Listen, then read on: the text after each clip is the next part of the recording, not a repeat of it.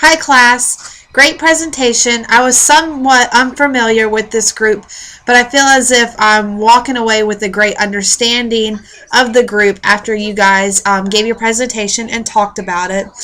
So, just from what I've taken away from it, it's obvious the Copts in Egypt have received negative attention from the Islamists and even the government in some aspects, like the increase of Islamist radicalism under Sadat, with members of the Jama Islamic group attacking Copts, as well as the increased attacks under Mubarak after Sadat's assassination.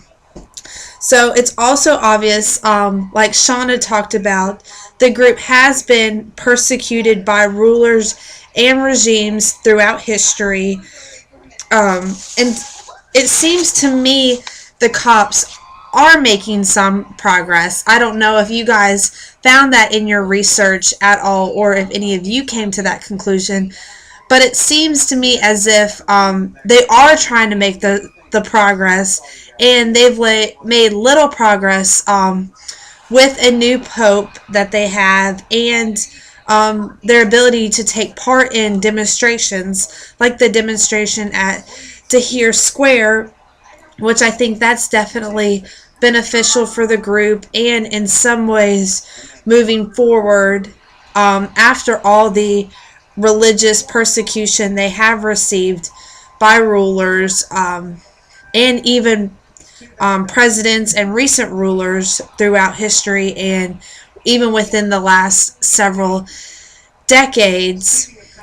So I just had a couple questions, one for Anna and another one for Caleb.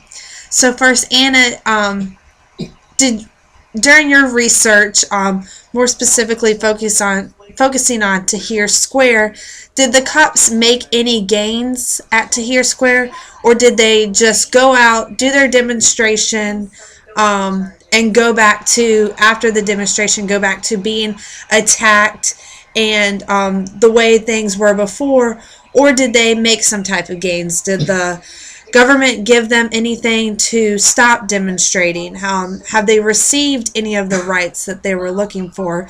So that was just one of my questions, because I felt like that would definitely go along with showing if they made any progress recently.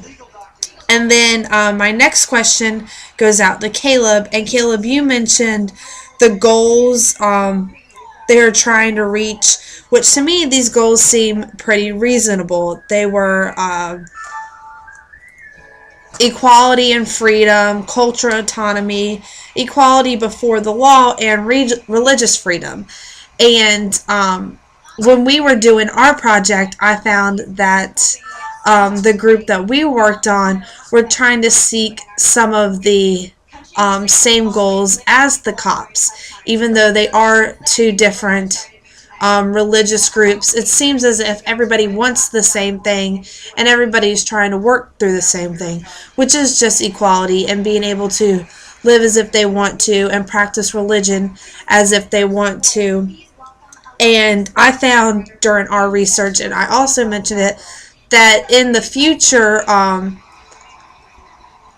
they would receive some of the rights that they have been looking for so long. Like we mentioned, women would be able to vote in 2016. So there were some gains that would eventually be made. So I just wanted to see if during your research, or if you found anything of how the Copts have succeeded in reaching, if they have or maybe have not succeeded in reaching any of these rights that they wanted, or maybe because I know in our case the president said that he would work on to make this happen. So maybe the current ruler in Egypt is saying that he will work with the group and for these things happen, or if there are no negotiations whatsoever and the Copts will not receive the goals that they are looking for into the future. So I just wanted to see if you had any research on that, if they were close to receiving any of the rights that they were looking for, or anything like that. So great presentation, guys, and have a happy Thanksgiving.